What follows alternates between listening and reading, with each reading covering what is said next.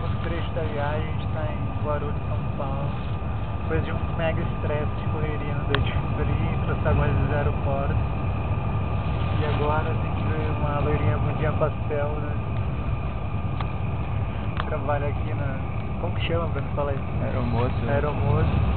Carregar minhas malas. Onde eu tô carregando minhas malas? Lamentável. Isso porque o nosso lugar é aqui, tem várias malas. E nela, estamos estressados. O importante nosso carrego tá aqui, ó. Mais leve, motor. Tá, já tá.